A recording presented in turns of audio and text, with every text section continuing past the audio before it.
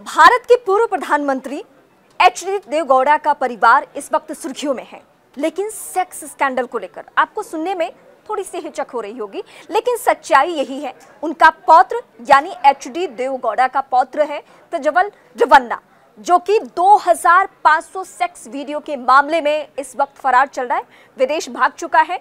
हालांकि JDS party का वो सांसद भी है और इस चुनाव में भी उसकी सक्रियता है। अब जेडीएस ने चुनाव समिति की जो बैठक हुई है उसमें यह फैसला लिया गया है कि जब तक जांच पूरी नहीं होती है तब तक पार्टी से उसे सस्पेंड कर दिया जाता है।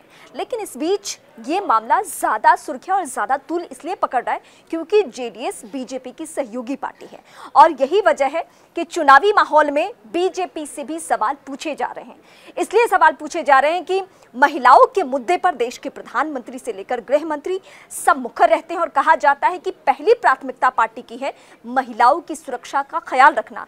तो फिर जेडीएस का नेता और पूर्व पीएम एचडी देवगौड़ा के परिवार का एक शख्स इतनी हिम्मत, इतनी ताकत कहां से लाता है कि वो महिलाओं के साथ उत्पीड़न करता है। एक दो महिला नहीं, 2500 सेक्स वीडियोस हैं जो कि एसआईटी की टीम जांच कर रही है। उन वीडियोस के बारे में भी और एफआईआर दर्ज हो गई है। एक पूर्व सहायिका जो है उसके जरिए एक एफआईआर भी की गई है। लेकिन इसी बीच खबर ये आती है कि वो जर्मनी भाग चुका है। उसके पिता का दावा है कि वो ऐसे विदेश जाता रहता है, उसे तो मालूम भी नहीं थी कि ऐसी बातें हो जानी है, उसके ऊपर एफआईआर दर्ज हो जानी है, ये कदम उठाया जाना है।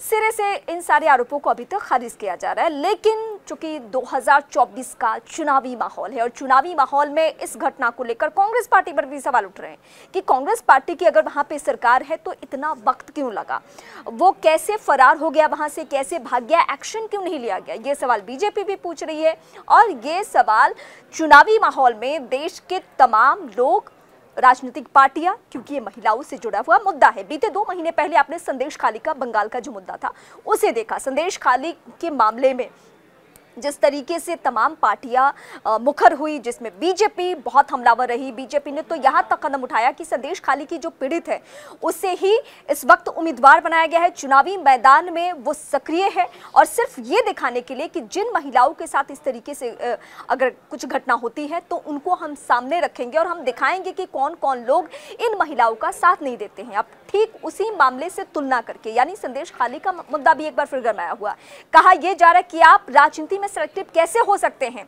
आप संदेश खाली के मुद्दे पर अगर मुखर होकर सवाल उठा सकते हैं, ये बीजेपी के लिए कहा जा रहा है, तो आप रेवन्ना के मुद्दे पर खामोश कैसे रह सकते हैं। और ये आप मान के चल सकते हैं कि जेडीएस ने अगर इतना बड़ा एक्शन लिया है तो उसमें बीजेपी की बड़ी भूमिका है। बीजेपी चाहती है कि अगर ये मामला इतना संजीदा है और महिलाओं के उत्पीड़न से जुड़ा हुआ मामला है तो एक्शन हो, क्योंकि चुनावी माहौल में कहीं नुकसान ना उठाना पड़ जाए। दक्षिण भारत की राजनीति में वैसे भी बीजेपी के लिए थोड़ी सी मुश्किलें हैं हिंदी पट्टी के राज्यों की तुलना में, और इस घटना के सामने आने के बाद बीजेपी को भी जवाब देते नहीं सूझ रहा है।